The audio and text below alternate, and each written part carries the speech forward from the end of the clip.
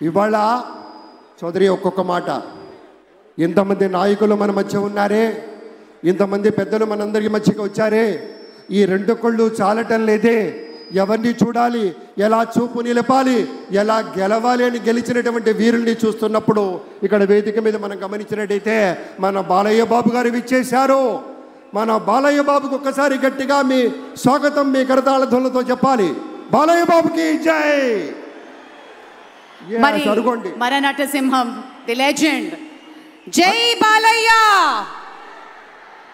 అలాగే మరొక మాట, ఎవరో తెలియంది కాదు, అడ్రస్ చెప్పుకోవాల్సిన అవసరం లేదు, కానీ ఒక మాట మనవి చేసుకుంటే తెలుగుదేశం పార్టీ వ్యవస్థాపకులైనటువంటి శ్రీ నందమూరి తారక రామారావు గారి ప్రియపుత్రుల్లో ఒకరైనటువంటి మన బాలయ్య బాబు, వారి నుంచి సంక్రమించినటువంటి కేవలం అభినయ కళ మాత్రమే కాదు, ఒక యాక్టింగ్ అనేదే కాదు, ప్రజాసేవని కూడా పుణికి పుచ్చుకొని హిందూపూర్ నియోజకవర్గం నుంచి ముచ్చటగా 3వసారి ఎంపికైనటువంటి మన ధీరుడు, మన ఎన్ని హ్యాట్రిక్ విజయాలు అందించారు, ఎన్ని చిత్రాల్లో మనకి తన యొక్క సామర్థ్యాన్ని చూపారో మనకు తెలియందే కాదు. అదొక్కటే కాదు పెద్దలారా, బాలయ్య బాబు గారి గురించి చెప్పుకుంటే బసవరామ తారకం ట్రస్ట్ పేరిట ఆయన అందించేటువంటి సేవలు అనుపమానం, అద్భుతం.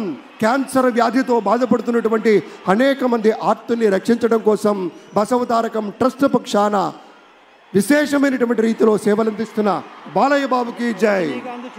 అలాగే మన తమిళనాడు నుంచి ప్రత్యేకంగా విచ్చేసినటువంటి గౌరవనీయుల శ్రీ రజనీకాంత్ గారు విచ్చేశారు, నిరాడంబర యోధుడు. అలాగే మన పెద్దలు మెగాస్టార్ శ్రీ చిరంజీవి గారు విచ్చేశారు. స్వాగతం పలుకుతాం గట్టిగా మన మెగాస్టార్ చిరంజీవి గారికి. అద్భుతం. ఆత్మీయ ఆలింగనాల నడుమ సహేతుకమైన సప్రమాణికమైనటువంటి రీతిలో ఆ వినయం చూడండి మన రజనీకాంత్ గారిది. ఎంత ఎత్తుకెదిగినటువంటి గొప్ప కళాకారుడు అయినా కూడా వదిగి ఉండేటువంటి ఆ మహనీయులందరికీ స్వాగతం పలుకుతూ It gives us great pleasure to welcome Talaiva superstar Rajnikant garu and Lata Rajnikant garu to Andhra Pradesh for this momentous occasion. Padma Vibhushanulu ఆ రోజు మనం అంతా చూసాం.